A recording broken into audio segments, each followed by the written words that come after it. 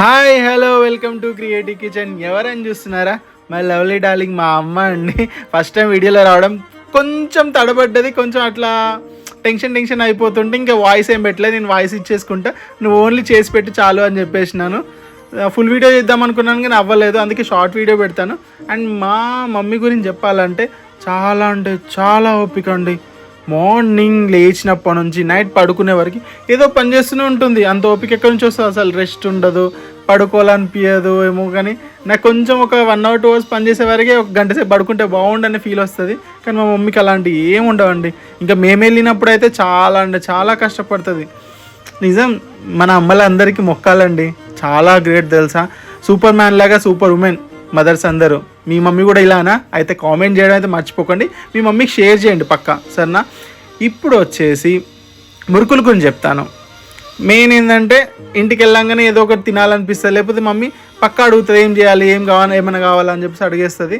నేను మురుకులు కావాలని చెప్పాను. చాలా రోజులైంది మురుకులు ఛాయ్లో వేసి తినకుండా. నిజం చెప్పాలని చిన్నప్పుడు మొత్తం ఛాయ్లో మురుకులు వేసుకొని తినేసి స్కూల్కి వెళ్ళిపోయేది. బెస్ట్ అంటే బెస్ట్ బ్రేక్ఫాస్ట్. మీరు తినుంటే కామెంట్ చేయండి, తినకపోతే పక్కా ట్రై చేయండి. మా సైడ్ అయితే ఈ మురుకులు అంటారు, మీ సైడ్ అయితే ఏమంటారో నాకు తెలియదు. అండ్ కారపూస కూడా బాగుంటాయి, చక్నాలు కూడా బాగుంటాయి ఛాయ్లో.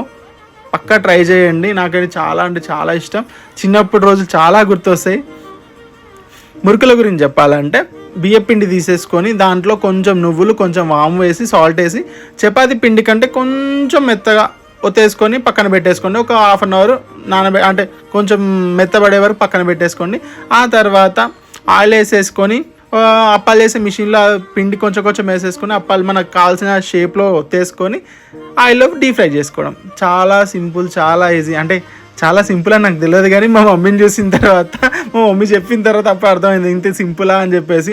చాలా ఈజీగా చేసుకోవచ్చండి. నేను చెప్పిన మెథడ్ ఫాలో అవ్వండి. చాలా సింపుల్, చాలా ఈజీ, చాలా అంటే టేస్టీగా ఉంది. అండ్ ఛాయ్లో మాత్రం ట్రై చేయడం మర్చిపోకండి, సరేనా? అండ్ మా మమ్మీ గురించి ఇంకా కొన్ని విషయాలు నెక్స్ట్ వీడియోలో పెడతాను. కారపూస వీడియో ఉంది. అప్పటి వరకు లైక్ చేసుకోండి, సబ్స్క్రైబ్ చేసుకోండి. బాయ్.